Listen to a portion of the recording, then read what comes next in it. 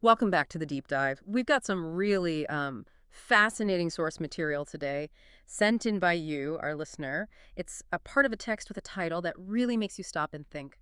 Beyond happiness and unhappiness, there is peace. Yeah, that title alone, it kind of pulls you in, doesn't it? It hints at something. What? Something beyond just feeling good when things go right. Exactly. And that's our mission for this deep dive, right? To really zero in on what this material is getting at. We want to pull out those key insights, those surprising ideas about the difference between happiness and this inner peace. And how things like resistance and negativity play into it. Yes, and what acceptance really means here, and this pretty big idea that maybe changing ourselves inside is the real key to changing our experience, maybe even the world. It taps into some really core human stuff, joy, suffering, finding some kind of stable ground. It really asks you to look closely at how you relate to, well, everything that happens in life. Okay, let's jump right in then. What does this source actually say is the fundamental difference between happiness and inner peace? How does it define them? Well, it draws a really sharp line right at the start. It says basically, happiness depends on things being seen as positive. Yeah. You know, good conditions. Right, things going your way. Exactly. But inner peace, it says, does not. It's independent of those conditions. Okay, so happiness is conditional, peace isn't. That makes me think, and I bet you're thinking this too, listener. Well, shouldn't we just focus on thinking positive, manifesting only good stuff so we're always happy? That's the logical next thought, isn't it? Yeah. And the source sees that coming. It hits back with a pretty crucial question. Do you actually know what's positive and negative? Like, really? Can you see the whole picture? Do you truly know? That's a tough one. I mean, getting sick, losing your job, feels pretty negative, right? How does the source justify that challenge? It argues that the very things we label bad, limitation, failure, loss, illness, even pain, these can be our greatest teachers. Teachers. So, like, there's a hidden value in the hard stuff. That's the idea. The text suggests that these experiences force us to drop our false ideas about ourselves, our ego's endless goals. They can bring depth, humility, compassion, make us, as it says, more real. Wow. It claims there's a deep lesson hidden inside anything negative, even just a short illness or a small accident. It shows you what is real and unreal in your life, what ultimately matters and what doesn't. That really reframes difficult experiences. Completely. And it goes further. It suggests that from a, let's say, higher perspective, conditions aren't really positive or negative. They just are. They are as they are. They are as they are. That sounds so simple, maybe even a bit passive. You might think so. But the source argues that living in complete acceptance of what is actually the only sane way to live. And from that viewpoint, our usual mental labels, good, bad, they just dissolve. What's left is this higher good that includes everything, even the stuff the mind calls bad. So our constant judging, this is good, that's bad, I like this, I hate that that's just the mind's limited perspective. Exactly. The text even brings up the Genesis story, Adam and Eve eating from the tree of the knowledge of good and evil. It uses that as a metaphor for the mind getting caught up in duality, in judging, stepping away from just being. Okay, I get the concept, but practically, if something truly terrible happens, like a death in the family or a really serious diagnosis, saying, allow it to be as it is, that could sound like denial, couldn't it? Like you're just pretending it's okay. Right, and the text anticipates that concern. It's very clear. You are not pretending anything. It's not about putting a positive spin on it. You are simply allowing it to be as it is. That's all. And what does that allowing actually do for you internally? According to this material, allowing it to be is what gets you beyond the mind's habitual resistance. It's the resistance, it says, that creates the whole positive-negative tension in the first place. Okay. The text calls this forgiveness of the present moment. It's key to forgiveness overall. If you allow this moment, you stop accumulating resentment from the past. And that's the space where inner peace can arise, even amid difficulty. Yes. And the text stresses again, this is not about happiness. When you're facing huge loss, happiness is, well, it's impossible. But peace, the source claims, is possible. Even with sadness. Absolutely. There might be sadness, tears, grief. Yeah. But underneath, if you can let go of that deep resistance, you can find this deep serenity, a stillness, a sacred presence. It calls this inner peace the good that has no opposites. That's a crucial distinction. Peace isn't the absence of pain, but something that can coexist with pain if resistance isn't there. Precisely. It's a state not tied to whether things look good on the outside. Okay, but what if you can do something? What if a situation needs action, needs changing? How do you allow it to be and work to change it? Doesn't acceptance just mean giving up? The source tackles that head on. It gives a very straightforward instruction. Do what you have to do. In the meantime, accept what is. Do what you have to do. In the meantime, accept what is. Simple, but powerful. It cuts through a lot of mental struggle, doesn't it? The text explains that this acceptance actually frees you from the mind's dominance, reconnects you with what it calls being. So the usual motivations for action, fear, greed, control, they fade away. That's the idea. When you act from that place of acceptance, of being, the ego's drivers aren't in charge anymore. An intelligence much greater than the mind, as the source puts it, takes over. Your actions have a different quality, a different consciousness behind them. Not driven by resistance or fear. Right. It even pulls in a quote from Marcus Aurelius, written like 2,000 years ago. Accept whatever comes to you woven in the pattern of your destiny for what could more aptly fit your needs. Just shows how old this idea is. So letting go of resistance is central. But the source says something challenging about why that's so hard for most people. Yeah, it suggests that most people need to experience a great deal of suffering before they will relinquish resistance and accept. Oof, suffering as a prerequisite for peace. That's a tough pill to swallow. It's presented as a common path, unfortunately. But then it describes this miracle that can happen when someone finally does let go of resistance, often pushed by suffering. It's the awakening of being consciousness through what appears as evil, the transmutation of suffering into inner peace. So suffering itself can become the doorway. Paradoxical. Very. From our usual view, evil and suffering are just bad. But the source suggests that from this higher perspective, these intense things are actually part of what forces us to look deeper, to find out who they are beyond name and form, beyond the ego identity. But there's a really important condition attached to that, isn't there? Absolutely crucial. This transformation only happens through forgiveness. Until you relinquish that resistance, until you forgive, which means allowing what is the evil just stays evil in your experience. It doesn't transform.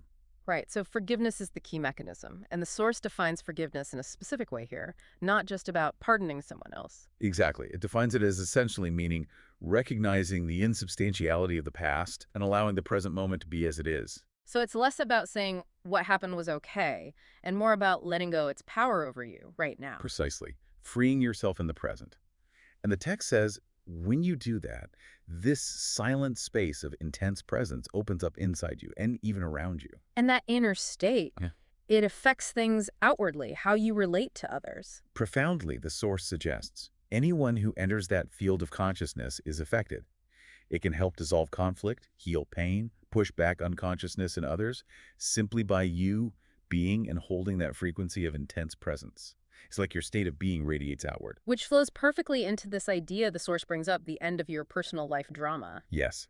The text argues that a lot of the recurring bad things or problems we face aren't just random luck. They're often self-created, or rather ego-created. And that is what the source calls drama. So drama isn't just big emotional scenes, it's something deeper. Much deeper. The core idea is this. When you become fully conscious, the source claims, drama does not come into your life anymore. How does the ego actually create this drama? What's the mechanism? The source explains the ego is the unobserved mind. It sees itself as this separate little fragment in a big, scary universe, always feeling threatened, always lacking something. Its default modes are resistance, control, power plays, greed, defensiveness, attack. Sounds exhausting. It is.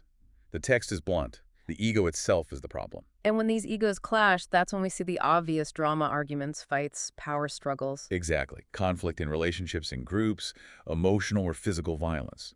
The source calls it masked unconsciousness.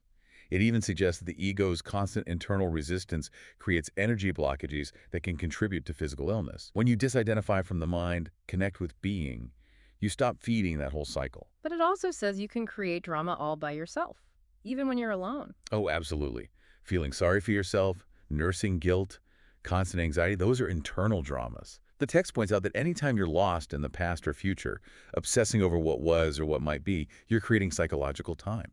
And that's the fuel for drama. The stuff out of which drama is made, it says. Whenever you are not honoring the present moment by allowing it to be, you are creating drama. And here's a really provocative bit from the text. It suggests most people are secretly in love with their particular life drama. Yeah, that's a jarring idea. It argues that their story is their identity. Yeah. People define themselves by their problems, their history of suffering, their victimhood. Even trying to solve things can just become more drama. What they really fear, the source claims, is the end of their drama. Because it means the end of their known self. Exactly. The dissolution of that mind-made identity. As long as you're identified with the mind, the text says, what you fear and resist most is your own awakening. So the bottom line, according to the source, if you live in complete acceptance of what is. That is the end of all drama in your life. He gives a really clear example. You literally cannot have an argument with someone who is fully conscious. Because arguments need two egos hooked in, defending positions, reacting. Right. Someone fully conscious can state their truth clearly and firmly, but there's no reactive force, no defense, no attack. There's no inner conflict because the mind isn't fighting reality anymore. The source also talks a lot about impermanence, life cycles, and how fighting those creates suffering. Yeah, it makes a distinction. Physical pain can happen, that's part of being physical. But suffering is the ego's resistance to pain, or to change, or to loss. It stresses we're all subject to cycles, the law of impermanence, everything changes. And if you accept that, Then it's no longer seen as bad, it just is. And accepting that isness of cycles, the text says, is what reveals that deeper stillness, that abiding presence, an unchanging deep stillness, an uncaused joy beyond good and bad, the joy of being. and these cycles are everywhere, right? Birth, death, growth, decay. In stars, bodies, plants, nations, our own lives, gain and loss. The source focuses on cycles of success and failure, resisting the down cycle when things fall apart, fail, whether that's what causes the suffering. Our mind loves growth, hates dissolution. But the source says dissolution is vital for new growth. And it makes a pretty bold claim about those down cycles, doesn't it? It does. It says the down cycle is absolutely essential for spiritual realization. Often it takes a big failure, a major loss, deep pain, or even reaching the pinnacle of success and finding it empty to force you to look beyond the surface towards the spiritual. Failure lies concealed in every success, and success in every failure. Because all forms, all situations are temporary. Even our own energy levels cycle. Highs and lows. Right. And the source suggests fighting those low energy times, which we need for rest and regeneration, can actually make us sick. But because we identify with the mind's constant urge to do, to achieve, to prove our worth, we find it really hard to just accept those natural low points. This whole idea of impermanence, it echoes a lot of ancient teachings. For sure. The source mentions the Buddha's core teaching on anicca. Everything conditioned is unstable, it changes, it won't ultimately satisfy. And it points to Jesus saying, don't store up treasures on earth where they decay or get stolen. The real trouble starts when the mind gets attached to the good stuff. That's it. A relationship, your job, your youth, your health, possessions. The mind identifies with these things, builds its sense of self and happiness on them. So when they inevitably change or go away, the mind freaks out. It resists. It feels like losing a part of yourself. The text gives some stark examples, people taking their lives over money or reputation, an actress hiding away when her looks faded. Extreme examples, yes, but they illustrate that deep identification with temporary, external forms. The actress was her beauty in her mind. The source suggests if she connected with that formless and timeless life within, her sense of self wouldn't have crumbled with her appearance. Outer beauty fades, but spiritual beauty could emerge from a place of peace. It adds, though, that this kind of essential knowledge isn't common yet. And you mentioned earlier the Buddha's idea that even happiness is a form of suffering. Okay. Yeah. The source explains this by saying, what we call happiness is intrinsically linked to its opposite, unhappiness. They're two sides of the same coin, really, just separated by time. If you chase one, you're bound to meet the other eventually. But the source insists this isn't meant to be a downer, right? Not pessimism. Not at all. It frames it as simply recognizing the nature of things, so you don't chase illusions. Right. Doesn't mean you can't enjoy nice things or pleasant experiences, but seeking identity, permanence, or ultimate fulfillment from them, that's a recipe for frustration and suffering because they simply can't deliver that. And it takes a shot at consumer culture here. Makes a pretty bold statement, yeah, that the whole advertising industry and consumer society would collapse if people became enlightened and stopped trying to find themselves in things. Because nothing out there can fill that deeper void. Nothing out there will ever satisfy you except temporarily and superficially, it says flat out. You might need to go through many cycles of getting something you want, only to find it doesn't bring lasting fulfillment before that sinks in. Things give pleasure, sure, but also pain. Pleasure, yes, but not joy. And joy in this context is something different again. Totally different. Joy is described as uncassioted. It arises from within as the joy of being. It's part of inner peace, the peace of God. It's presented as our natural state, hidden under the mind's noise, not something we have to struggle to manufacture. So realizing that external things don't ultimately satisfy, that could lead to despair, feeling like everything's pointless, but the source sees another possibility. Yes, that all is vanity and a striving after wind feeling can definitely lead to despair. But the text says it can also be one step away from enlightenment. It tells that story about the Buddhist monk, Banzan. Right, the monk who searched for 20 years. He finally got it when he overheard a butcher say, "Every piece of new I have is the best. There is no piece of meat here that is not the best." And the meaning of that. When you accept what is, the source explains, every piece of meat, every moment is the best. That is enlightenment. It's about that total non-judgmental acceptance of the present. So according to this source, when you stop resisting life, You enter a state of grace, ease, and lightness, a state that doesn't depend on whether things are going well or badly. And then comes the paradox. When your interdependency on form is gone, the general conditions of your life, the outer forms, tend to improve greatly. oh so. Things seem to come more easily, without the desperate striving. You can genuinely enjoy them while they're here, without the constant fear of loss hanging over you. Life just flows better. And the happiness we usually chase, the kind based on external things. The source calls it superficial, just a pale reflection of the real deal, the joy of being, the peace within. Connecting with being takes you beyond the whole cycle of opposites, frees you from clinging to temporary forms. It leaves you with this powerful image. Even if everything were to collapse and crumble all around you, you would still feel a deep inner core of peace. You may not be happy, but you will be at peace. Okay, let's shift slightly. This brings us to negativity itself, which the source links directly to resistance. Yeah, it says, all inner resistance is experienced as negativity. All negativity is resistance. Basically uses the words interchangeably. And that negativity covers a huge spectrum, right? From minor irritation to, well, deep despair. Exactly. From annoyance to rage, from feeling a bit down to suicidal despair. It mentions how negativity can activate the emotional pain body, leading to really intense reactions. But why do we even create it? The source says the ego has this strange belief about negativity. It claims the ego operates under this unconscious false belief that through negativity it can manipulate reality and get what it wants. Like being unhappy will somehow buy you something, attention, pity, maybe force change. That sounds completely backward. It is. And the source insists negativity does not work for getting what you want externally. In fact, it usually blocks good things and attracts more negativity. Yeah. The only thing it's useful for, the text says, is strengthening the ego's sense of being a separate, suffering self. And it points out this really weird paradox about being identified with negativity.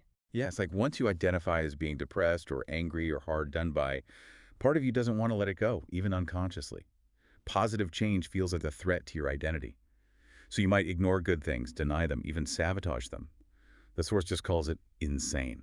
It also calls negativity itself totally unnatural. A psychic pollutant. And it draws this deep link between how we poison nature and the collective negativity poisoning the human psyche.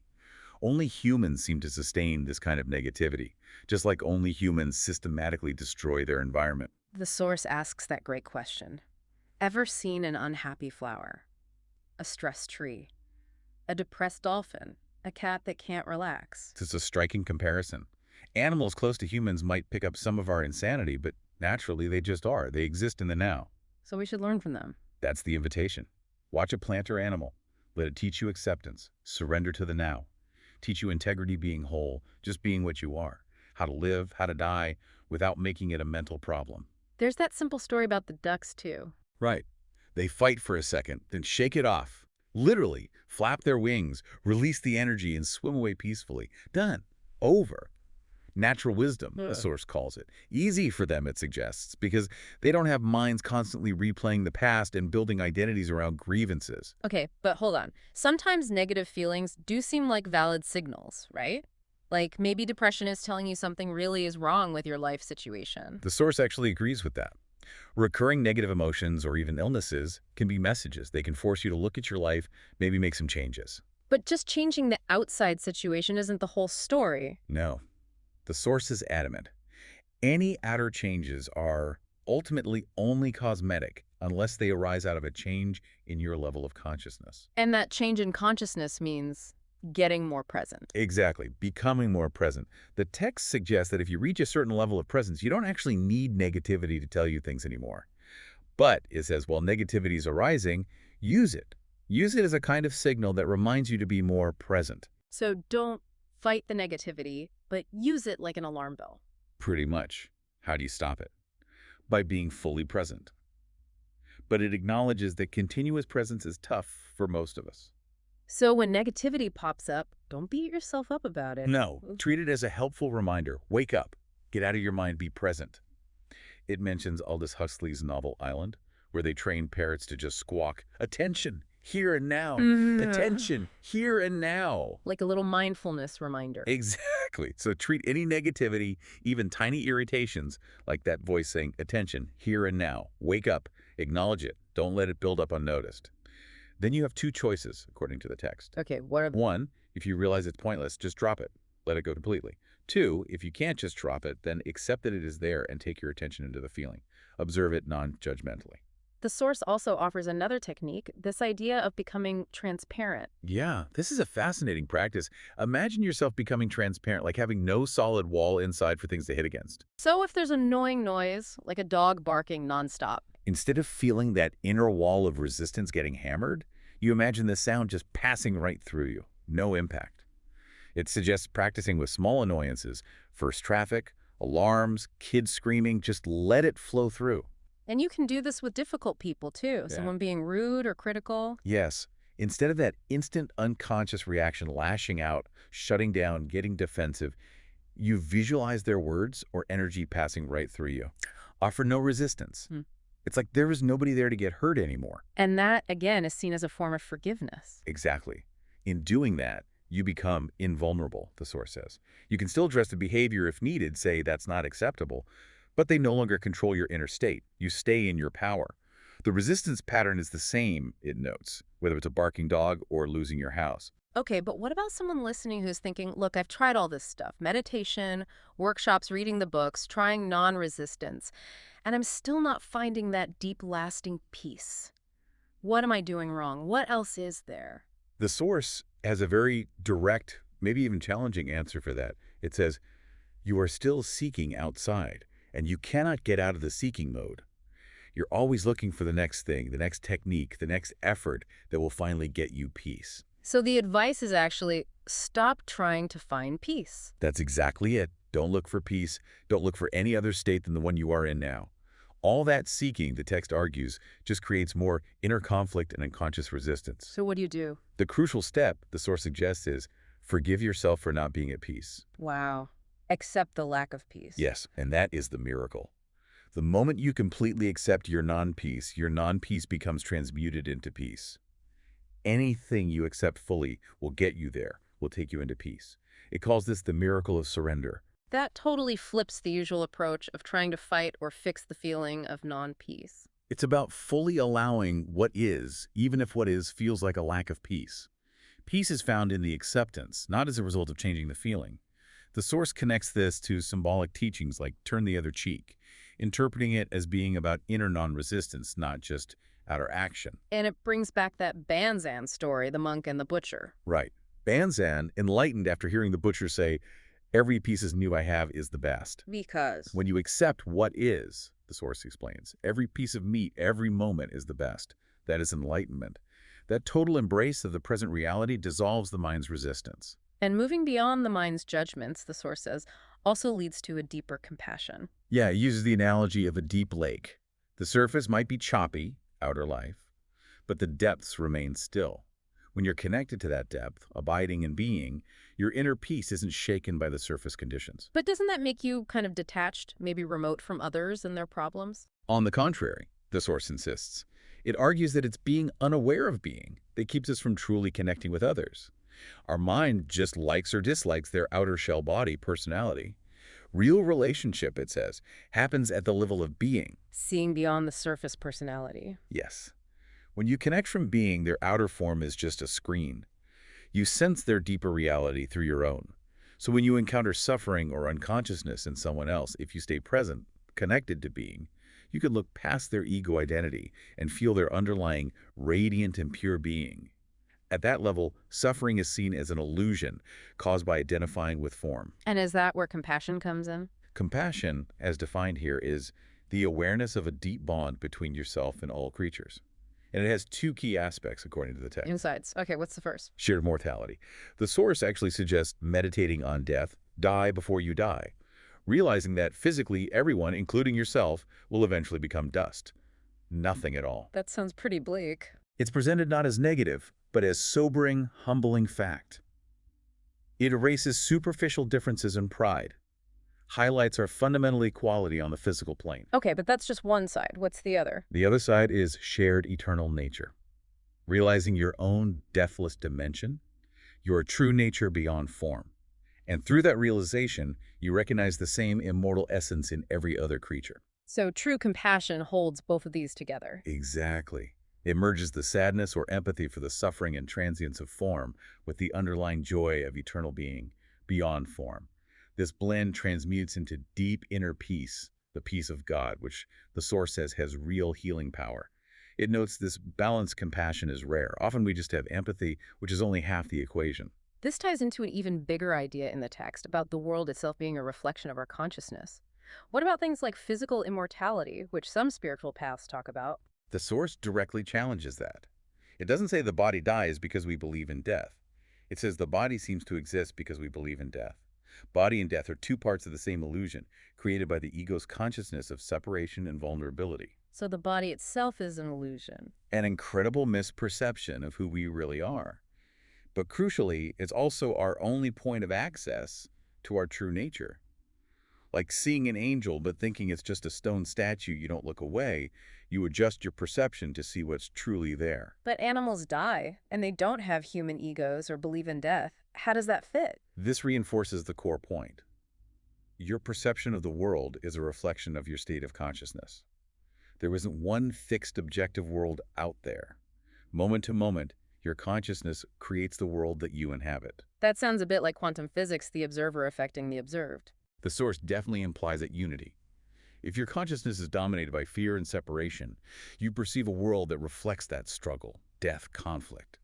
The world seen through the egoic mind looks imperfect because it's a symbolic representation, like a dream, of that state of mind interpreting the underlying energy of the universe. So different consciousnesses literally create different worlds. An infinite number of different worlds are possible, it says, and actually exist simultaneously, depending on the perceiving consciousness. A human world, an ant world, a dolphin world, all different frequencies. Our collective human world is largely created by the collective human mind. And right now, that collective mind is mostly egoic, fear-based. Yes.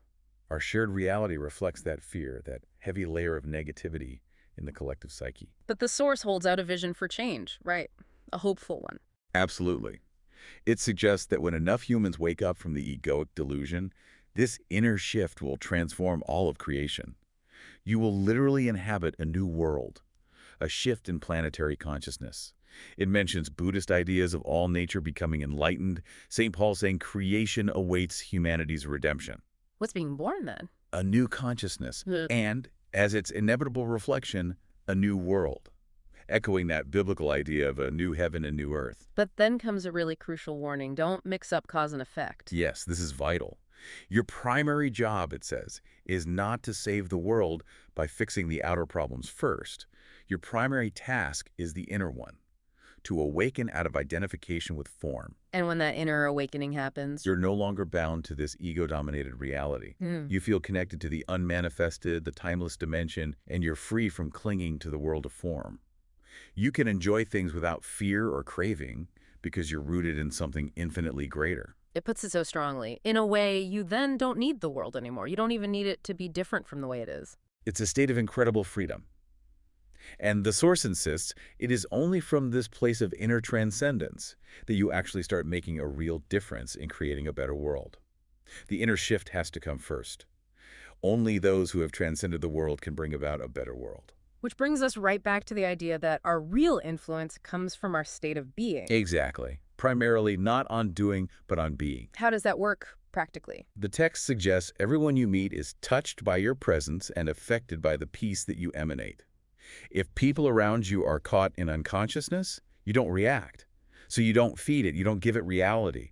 Your peace is so vast, it says, that anything not peace just disappears into it as if it had never existed. It breaks the cycle.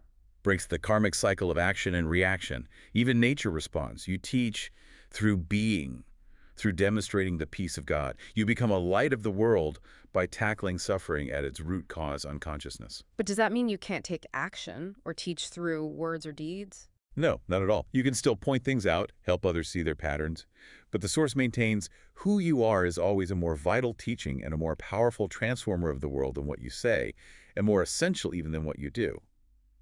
Being comes first. It's the causal level.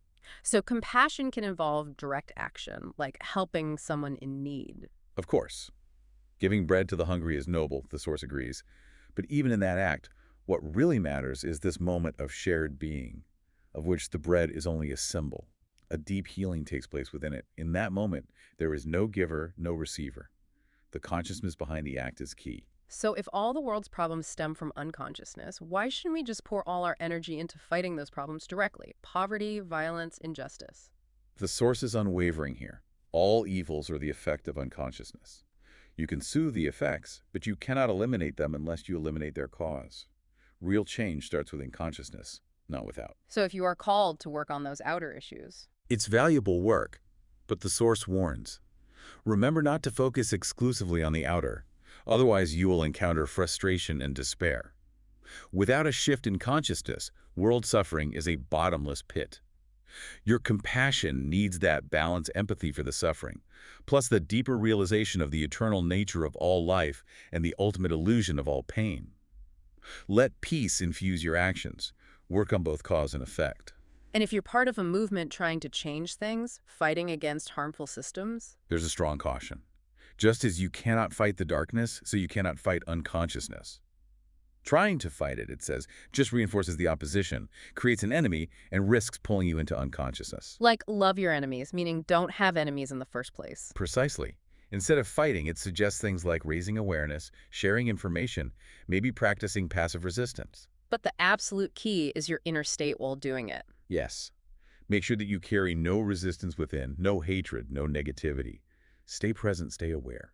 Your primary focus must remain the causal level, your own peace, your own awakening. That peace, the Source concludes, is your most precious gift to the world. Wow. Okay. That was quite a journey through these ideas.